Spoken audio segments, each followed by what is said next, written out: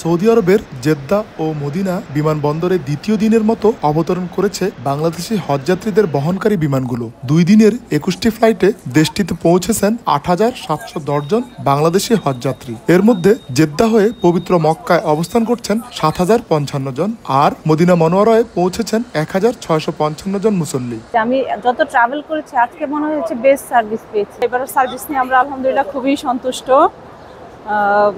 ভবিষ্যতেও যাতে আরো উন্নত হতে পারে, হাজিদের সুযোগ সুবিধা যাতে আরো এরকম বৃদ্ধি পায়। বিমানের যে ব্যবস্থাপনা সেটা সত্যি আমাদেরকে খুবই মুগ্ধ করছে। দেশের যে মন্ত্রণালয়গুলো এবং অন্যান্য কর্মকর্তা এবং যারা বিভিন্ন জায়গায় কাজ করেছেন, আলহামদুলিল্লাহ সার্ভিস ওয়াজ এক্সেলেন্ট। সময় মতো আলহামদুলিল্লাহ আমরা পৌঁছতে পারছি।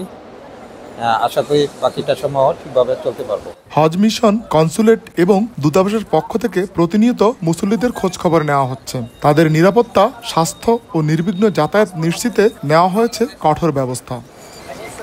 সরকারি ও বেসরকারি ব্যবস্থাপনায় চলতি বছর হজে অংশ নিচ্ছেন ৮৭,১০০ জন বাংলাদেশি। ধাপে ধাপে বিভিন্ন ফ্লাইটে তারা আসছেন সৌদি আরবে। ইসলামিক ক্যালেন্ডার অনুযায়ী এবারের হজ অনুষ্ঠিত হবে ৫ই জুন। আরিফুর রহমান, সময় সংবাদ, সৌদি আরব।